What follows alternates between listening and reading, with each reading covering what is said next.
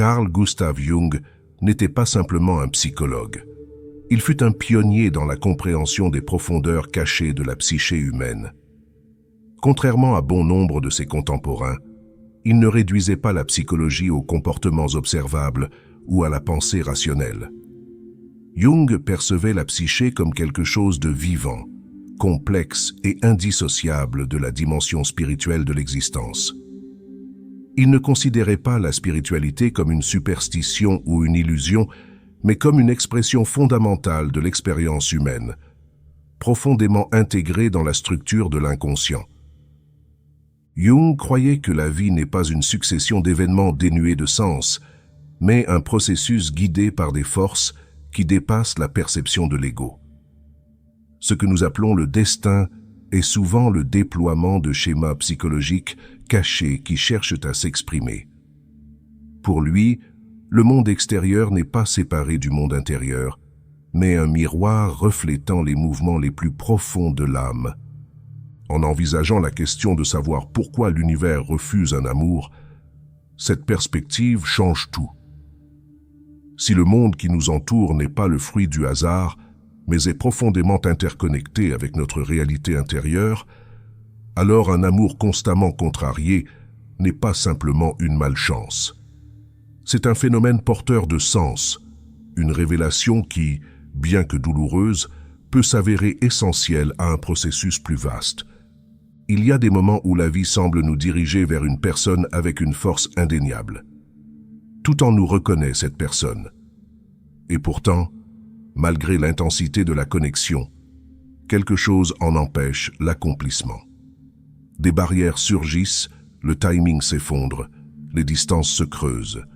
Encore et encore, la même force invisible semble repousser cet amour. Jung ne croyait pas aux coïncidences dénuées de sens. Il comprenait que les événements du monde extérieur révèlent souvent un mouvement inconscient qui se déploie en nous. Lorsqu'un amour est continuellement refusé, quand des portes se ferment avec une précision déconcertante, ce n'est pas simplement un accident, c'est un schéma, et les schémas n'ont jamais de sens par hasard. Un amour refusé n'est jamais simplement une affaire d'une autre personne. C'est une rencontre avec les forces plus profondes qui façonnent notre parcours. La véritable question n'est pas pourquoi cela se produit, mais ce que cela révèle. C'est ici que la synchronicité devient essentielle. Jung considérait certains événements, en particulier ceux qui défient toute explication, comme des manifestations d'un ordre sous-jacent dans la réalité. Lorsqu'un amour est perdu et que les signes autour de nous semblent murmurer sa signification, nous devons nous interroger. Et si cela n'était pas un obstacle? Et si c'était un message? Lorsqu'un amour est refusé, l'esprit cherche des explications. Était-ce un mauvais timing?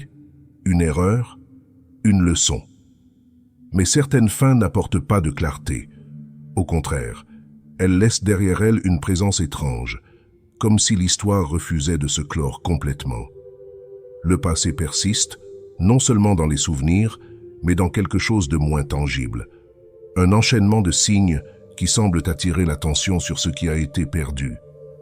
Jung appelait ce phénomène la synchronicité, l'alignement des événements extérieurs avec les réalités intérieures de manière trop précise pour être attribuée au hasard.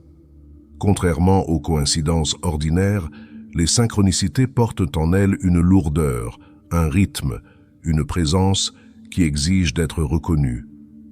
Lorsqu'un amour est perdu mais continue de résonner dans la vie de manière inattendue, la question n'est plus de savoir si la connexion subsiste, mais sous quelle forme.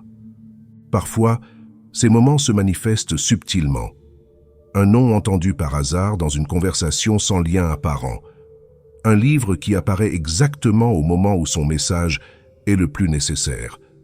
Un lieu autrefois partagé qui devient soudain incontournable. Ces occurrences ne s'imposent pas de force à notre conscience, mais elles refusent d'être ignorées. Elles créent le sentiment que la réalité elle-même réagit, façonnant les événements d'une manière à la fois personnelle et mystérieuse. D'autres fois, les signaux sont indéniables. Un rêve qui fait ressurgir un détail oublié. Une séquence de chiffres répétitifs qui n'apparaît que lorsque les pensées se tournent vers le passé. Une lettre, écrite mais jamais envoyée, refaisant surface des années plus tard, comme si l'univers l'avait gardée en attente. Ces expériences défient la logique, tout en portant une précision étrange qui laisse supposer qu'une force plus profonde est en action. Jung comprenait que l'inconscient communique par des symboles et non par des mots. Lorsque quelque chose se répète, ce n'est pas un hasard, c'est un message en quête de reconnaissance. Un amour qui a été refusé, mais qui refuse de s'éteindre, n'est peut-être pas en train de demander à revenir. Il pourrait bien révéler quelque chose d'inachevé, quelque chose d'invisible qui doit être intégré avant que le chapitre ne puisse véritablement se clore. Certains ignorent ces signes, les rejetant comme des tours de l'esprit.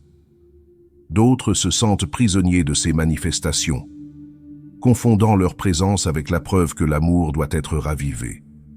Mais la synchronicité n'est ni une promesse ni un ordre.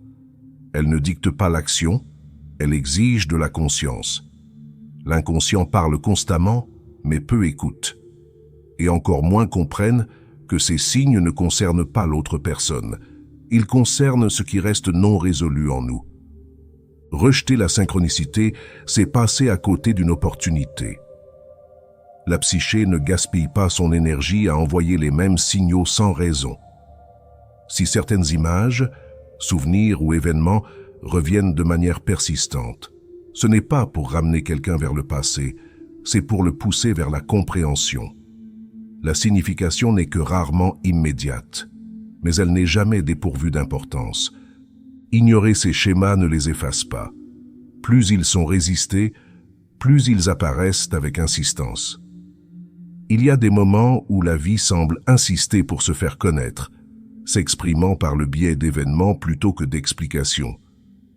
La question n'est pas de savoir si ces signes comptent, mais si l'on est prêt à reconnaître leur présence. La présence de la synchronicité dans les moments de perte suggère qu'une force plus profonde est en action. Un amour qui disparaît tout en continuant de résonner dans la vie n'est pas simplement une histoire de séparation. C'est une confrontation avec les forces invisibles qui façonnent la croissance personnelle. Si ces schémas ne sont pas le fruit du hasard, qu'est-ce qui les guide alors? Jung croyait qu'au-delà des désirs éphémères de l'ego, il y a quelque chose de plus, le soi, le noyau de la psyché, qui oriente les événements dans une direction que l'esprit conscient ne peut pas encore comprendre. Tout ce que le cœur désire n'est pas forcément destiné à être. Le soi n'opère pas selon le désir, mais selon la plénitude.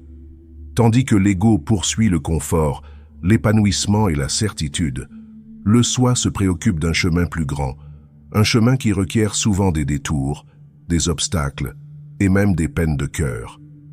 L'expérience d'un amour refusé ne concerne pas uniquement la perte d'une autre personne. Il s'agit du désalignement entre ce que l'on souhaite consciemment et ce dont on a besoin inconsciemment. Certains amours arrivent tels des révélations, reconfigurant tout ce qu'ils touchent. Ils réveillent quelque chose d'enfoui, suscitent des émotions autrefois endormies, puis, sans avertissement, se dissolvent. La perte semble injuste, comme si quelque chose d'essentiel avait été enlevé avant de pouvoir se déployer complètement. Mais le soi ne retire rien sans raison. Lorsqu'un amour est refusé malgré sa profondeur, c'est souvent parce qu'il conduirait à s'éloigner de ce qui est le plus nécessaire pour l'individuation. Il existe une partie de la psyché qui voit au-delà de la douleur passagère. Le soi ne rejette pas l'amour de manière arbitraire, il le redirige. Ce qui ressemble à une perte peut être une forme de protection. Un amour qui semble parfaitement adapté en apparence peut, de manière invisible, détourner l'âme de sa véritable trajectoire. L'esprit conscient cherche à comprendre, mais le soi s'exprime dans une langue différente, non pas celle des explications, mais celle du mouvement, façonnant les circonstances de manière à ne devenir claires qu'ultérieurement. La résistance à cette guidance est naturelle. L'ego insiste sur le fait que ce qui est désiré doit être juste. Il lutte contre les barrières, convaincu qu'elles doivent être surmontées. Mais lorsque les mêmes portes se ferment à plusieurs reprises, quand la même relation ne peut se maintenir malgré tous les efforts, une volonté plus profonde est en jeu. Le soi n'a pas besoin de permission pour intervenir. Il se déplace en harmonie avec quelque chose de plus grand, même lorsque ce mouvement ressemble à une perte. Un amour constamment refusé n'est pas simplement un événement extérieur. Il reflète l'architecture interne de la psyché, la tension entre le désir et l'évolution. Lorsque le soi dit non, ce n'est pas de la cruauté. C'est un acte d'orientation, poussant l'individu vers quelque chose que l'esprit ne comprend pas encore. La question n'est pas de savoir si le soi parle, mais si l'on est disposé à écouter. L'absence d'amour survient souvent discrètement, et pourtant elle modifie tout ce qu'elle touche. Elle ne laisse aucune place à la préparation, aucun temps à l'esprit pour ériger des défenses. Un jour, l'amour est présent, emplissant les espaces de la vie ordinaire de chaleur. Le lendemain, il disparaît, laissant derrière lui un vide silencieux et persistant. Rien ne semble avoir changé extérieurement, mais à l'intérieur, tout paraît différent, étrange, incomplet. Jung désigna le processus de progression vers cette complétude sous le nom d'individuation. L'individuation ne commence pas lorsque tout semble sûr, confortable ou parfaitement aligné. Elle débute précisément au moment de l'absence, lorsque la personne doit affronter ce qui subsiste une fois que l'amour a été dénudé. Le soi, dans sa sagesse silencieuse, permet que cette absence se produise, non pas comme une punition, mais comme une invitation à grandir au-delà du confort de l'habitude. Au début, l'absence semble impossible à accepter. Elle crée en nous une tension, un besoin pressant de comprendre, de résoudre, de récupérer ce qui a disparu. Des souvenirs refont surface sans invitation, chacun amplifiant le sentiment de perte. Les lieux qui apportaient autrefois de la joie deviennent désormais des rappels de quelque chose qui manque. Les amis offrent du réconfort, mais leurs mots ne parviennent pas à atteindre les parties les plus profondes restées sans réponse, non résolues. La vie continue extérieurement, mais intérieurement, quelque chose refuse d'avancer. L'individuation prospère précisément dans ces espaces de pause intérieure. Là où il y avait autrefois une connexion, il n'y a désormais que solitude. Et dans cette solitude, des aspects de soi qui étaient cachés par la relation se manifestent. Les peurs qui étaient autrefois adoucies par l'amour semblent soudainement plus aiguës. Les schémas de comportement autrefois excusés par la compagnie se révèlent entièrement, exigeant reconnaissance et transformation. La personne que l'on était au sein de cet amour commence à se délester comme une vieille peau, laissant place à quelque chose de brut, d'incertain, mais authentiquement vivant. Il serait peut-être plus facile de combler immédiatement le silence, de se précipiter vers un autre amour, une autre distraction, une autre manière d'atténuer l'inconfort. Mais l'individuation ne se déroule pas dans la distraction. Elle se réalise en affrontant le vide. Elle demande de la patience et exige de l'honnêteté. Chaque moment passé seul avec l'absence révèle une autre partie de soi qui avait été négligée, oubliée ou ignorée. Peu à peu, ce qui commence comme un sentiment de vide se transforme en autre chose.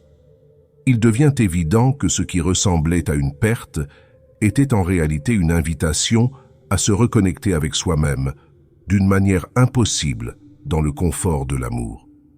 L'individuation n'est pas le processus d'effacer l'amour de la mémoire, mais celui de comprendre qui l'on est au-delà de celui-ci.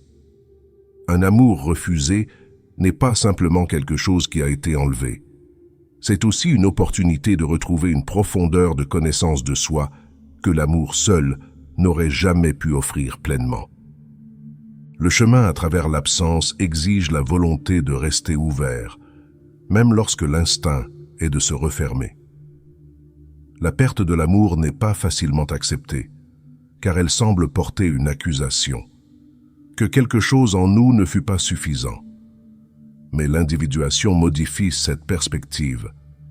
L'absence ne reflète pas une insuffisance. Au contraire, elle met en lumière des aspects de soi qui réclament croissance, attention et reconnaissance. Elle détourne l'attention de la validation externe pour se tourner vers la vérité intérieure. Cela n'efface pas la douleur, ni ne promet une clarté immédiate. Au contraire, cela offre un sens. Cela reconfigure la manière dont l'amour lui-même est compris, non pas comme un prix à gagner ou à perdre, mais comme un reflet de soi. Dans cette reconfiguration, l'absence devient un enseignant. La solitude, autrefois rejetée, se transforme lentement en quelque chose de nécessaire, de précieux, voire de sacré. Ce qui commence comme du vide se termine en une compréhension profonde. L'individuation, de sa manière silencieuse, transforme la perte en compréhension, l'absence en présence, non pas la présence d'autrui, mais la présence de soi-même, entier et complet, peut-être pour la première fois. Dans le vide qui suit l'amour perdu, quelque chose commence à se transformer discrètement. Ce qui, au début, ressemblait à un vide douloureux, se révèle lentement comme un lieu de potentiel caché. Jung voyait ce potentiel caché avec clarté, le décrivant à travers l'image puissante de l'alchimie, l'art ancien de la transformation. Pour Jung, l'amour n'est pas simplement une connexion émotionnelle, c'est une force capable de provoquer un changement intérieur profond. Lorsque l'amour disparaît, l'âme se trouve au cœur d'un feu invisible, brûlant ce qui ne sert plus à son objectif plus profond. L'alchimie évoquait la transformation par le feu, un processus de décomposition des impuretés pour révéler quelque chose de plus précieux. De même, la perte d'amour peut ressembler à un feu allumé en nous, inconfortable, dévorant et impossible à ignorer. Ce qu'il consume n'est pas simplement des souvenirs ou des attachements, mais des couches d'identité qui se sentaient jadis sûres. Chaque moment passé à languir ou à souffrir révèle une autre couche prête à être abandonnée. Au début, les flammes semblent dures, presque insupportables. L'amour qui apportait jadis réconfort et sécurité procure désormais un inconfort implacable. Le désir de fuir, de réprimer ce feu intérieur, s'intensifie. La distraction devient tentante. Les relations qui semblaient autrefois impensables se transforment en occasion d'évasion. Pourtant, à l'instar du feu de l'alchimiste, ces flammes résistent à toute extinction facile. Elles persistent précisément parce qu'elles remplissent une fonction plus profonde, exigeant reconnaissance plutôt que fuite. Ce qui semble être de la destruction se révèle lentement comme une purification. Par la perte, l'âme confronte les illusions qu'elle tenait autrefois fermement, les croyances sur l'apparence que l'amour devrait avoir, sur ce que l'on devrait devenir dans les relations, et sur ce que nécessite le bonheur. Ces illusions s'effondrent silencieusement, dévoilant des vérités que le cœur aurait pu ignorer autrement. Le feu émotionnel met en lumière des motifs cachés et des blessures enfouies, les faisant remonter à la surface, non pas pour punir, mais pour guérir. Le processus est délicat, lent et souvent inconfortable. Les alchimistes savaient que la transformation nécessitait patience, attention et courage. De même, naviguer à travers l'absence de l'amour exige le courage de rester présent face à l'inconfort plutôt que de s'enfuir. La douleur devient l'instrument de la conscience, exposant des couches du soi qui ne pouvaient émerger dans le confort. L'intensité du feu clarifie les priorités, révélant ce qui importe véritablement et ce qui était simplement superficiel. Peu à peu, la clarté commence à émerger des flammes. L'âme reconnaît des aspects d'elle-même autrefois dissimulés sous la dépendance et le désir. Des qualités telles que la force, la résilience et l'authenticité apparaissent de manière inattendue, nées directement des cendres de la perte. Le feu ne consume pas indéfiniment, il transforme. Finalement, le cœur apprend à embrasser la solitude sans s'y sentir diminué. L'alchimie ne promet pas un soulagement immédiat ni un confort simple. Au contraire, elle enseigne la valeur de rester présent dans l'incertitude, de trouver un sens dans l'inconfort. La transformation de l'âme à travers la perte devient moins une question d'amour extérieur qu'une quête d'une vérité intérieure plus profonde. L'amour, lorsqu'il est perdu, se révèle à la fois comme un miroir et comme un catalyseur, une force qui reflète les parties cachées de la psyché, tout en éveillant simultanément la force nécessaire pour les affronter directement. Dans cette alchimie cachée, l'absence d'amour cesse d'être simplement une perte. Elle devient une invitation à une relation plus profonde. Non pas avec une autre personne, mais avec les parties de soi qui ont attendu patiemment d'être découvertes. Le feu de la transformation ne passe pas sans laisser sa marque. L'absence d'amour reconfigure tout, transformant des émotions familières en quelque chose d'irréconnaissable. Ce qui était jadis chaleur devient vide. Ce qui offrait autrefois la certitude semble désormais lointain et inatteignable. Mais Jung comprenait que la souffrance n'était pas simplement une douleur à endurer. C'était une force capable de briser les illusions et d'ouvrir des portes vers quelque chose de plus grand. La souffrance, lorsqu'elle est affrontée sans résistance, devient un seuil vers la transcendance. Certaines blessures refusent de s'estomper rapidement. Le monde continue de tourner, et pourtant quelque chose à l'intérieur reste bloqué au moment où l'amour a été perdu. L'esprit cherche à trouver un sens, tentant de reconstituer une histoire cohérente. Mais la souffrance résiste à toute explication. Elle n'apporte pas de réponse immédiate. Elle persiste, exigeant de l'attention, insistant pour être ressentie avant de pouvoir se transformer en autre chose. Les souvenirs ont du poids, entraînant le passé dans le présent de manière apparemment incontrôlable. Un parfum familier, une phrase au hasard, la silhouette d'une ombre au mauvais moment de la journée. Chacun suffit à rouvrir ce que l'on croyait guéri. Mais la souffrance n'est pas l'ennemi. Elle n'arrive pas pour punir ou détruire. Elle arrive pour révéler ce qui reste encore non résolu. Il arrive un moment où la souffrance ne semble plus être quelque chose qui arrive à l'individu, mais quelque chose qui se produit en lui. La douleur se transforme. Elle ne concerne plus une autre personne, ni ce qui a été perdu. Elle devient une affaire de soi, des blessures qui existaient bien avant l'arrivée de l'amour, des peurs que l'amour avait autrefois masquées, mais jamais guéries. La souffrance force la confrontation avec ce qui a toujours été là, attendant dans les espaces silencieux sous la distraction. Jung considérait la souffrance comme une partie naturelle de la transformation et non comme un obstacle à éviter. Elle dépouille des récits fallacieux, ne laissant que ce qui est réel. Elle n'efface pas l'amour, ni n'exige l'oubli. Au contraire, elle demande quelque chose de plus profond. La volonté de voir ce qui a été caché sous le désir. L'esprit résiste, cherchant à fuir. Mais la souffrance, lorsqu'elle est véritablement affrontée, ne conduit pas à la destruction mais à la transcendance. Il existe un seuil entre la perte et la compréhension, un espace où la souffrance cesse d'être un ennemi pour devenir autre chose. Elle n'exerce plus de pouvoir sur le cœur. Elle ne définit plus le soi. Au contraire, elle révèle ce qui subsiste une fois que tout ce qui est superflu a disparu. La souffrance ne disparaît pas dès que son but est compris. Elle persiste, remodelant les pensées, entraînant le cœur vers des endroits qu'il avait autrefois ignorés. Ce qui paraissait injuste commence à dévoiler ses schémas, et avec ces schémas naît une prise de conscience. Il existe une force qui se meut sous la vie, façonnant les expériences d'une manière que l'esprit conscient a du mal à percevoir. Jung percevait cette force comme allant au-delà de la volonté personnelle.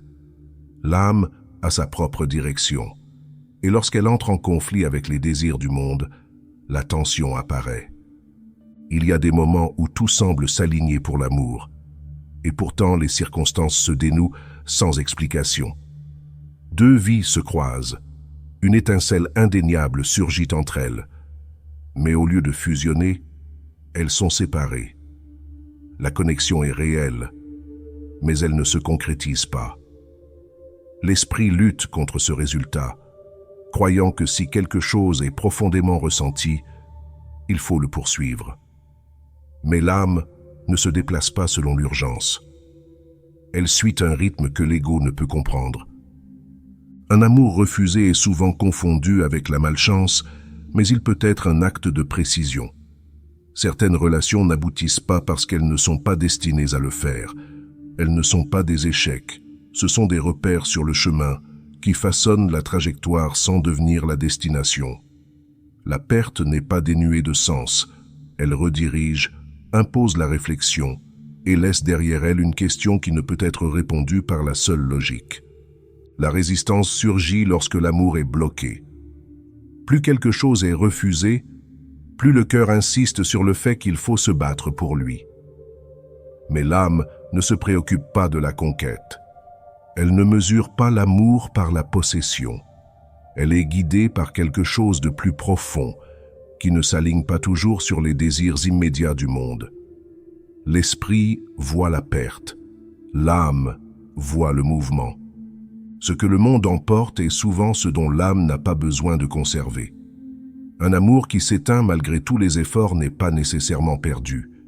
Il a peut-être déjà rempli son rôle. La tension entre ce qui est désiré et ce qui se réalise n'est pas une erreur. C'est la preuve de quelque chose de plus grand en action, quelque chose qui ne s'explique pas mais qui demande à être confié. L'univers ne refuse pas l'amour sans raison. Ce qui apparaît d'abord comme une perte, un rejet ou un cruel désalignement porte souvent en lui une signification que seul le temps révèle. Jung comprenait que la vie n'est pas aléatoire. Elle évolue selon des schémas plus profonds, façonnant chaque expérience avec une précision que l'esprit conscient a du mal à percevoir. Lorsqu'un amour est constamment bloqué, quand aucun effort ne peut le maintenir ensemble, la réponse est déjà donnée. Il n'est pas destiné à rester. Certaines séparations semblent contre nature, comme si quelque chose d'essentiel avait été enlevé, avant de pouvoir se déployer pleinement. Le cœur refuse de l'accepter, convaincu que l'amour, quand il est véritable, doit persister. Mais que se passerait-il si le refus de l'univers n'était pas une punition, mais une correction? Et s'il ne s'agissait pas d'une fin, mais d'une redirection vers quelque chose d'invisible? L'esprit résiste, cherchant des explications alternatives. Pourtant, le soi se déplace avec clarté. Il ne prend pas ce qui est nécessaire. Il ne retire que ce qui ne sert plus le chemin à suivre. Il arrive un moment où la lutte se dissout, non pas parce que le désir disparaît, mais parce qu'il ne définit plus le soi. La personne qui reste, l'amour qui ne s'est jamais complètement formé, les moments qui semblaient être le destin, mais qui n'ont jamais abouti. Ils ne pèsent plus de la même manière. Ce qui paraissait autrefois comme une absence commence à se modeler en quelque chose d'autre, d'inattendu. La perte ne s'évanouit pas, mais son but commence à se dévoiler. Un amour refusé n'est jamais simplement une affaire de l'autre personne. C'est une rencontre avec quelque chose de plus grand, le mouvement de la psyché, la précision de l'inconscient, la guidance silencieuse de quelque chose qui dépasse la volonté personnelle. L'amour, quand il est vraiment destiné à perdurer, n'a pas besoin d'être forcé. Il s'aligne. Et lorsqu'il ne le fait pas, il enseigne. L'univers ne gaspille pas d'énergie à éliminer ce qui est essentiel. Il ne retire rien sans but. Si un amour est refusé, c'est parce qu'il appartient au passé et non à l'avenir. La leçon ne réside pas dans la reconquête de ce qui a été perdu, mais dans la compréhension de ce qui a été révélé lors de son départ. Tous les amours ne sont pas destinés à durer. Certains existent uniquement pour éveiller ce qui attend depuis longtemps d'être vu. Si ce message vous a touché, si quelque chose en vous a changé, abonnez-vous et restez connectés. Votre soutien maintient cet espace en vie. Et si vous avez trouvé une véritable valeur ici, envisagez de laisser un super thanks. Cela fait vraiment la différence. Merci d'être là. À la prochaine vidéo.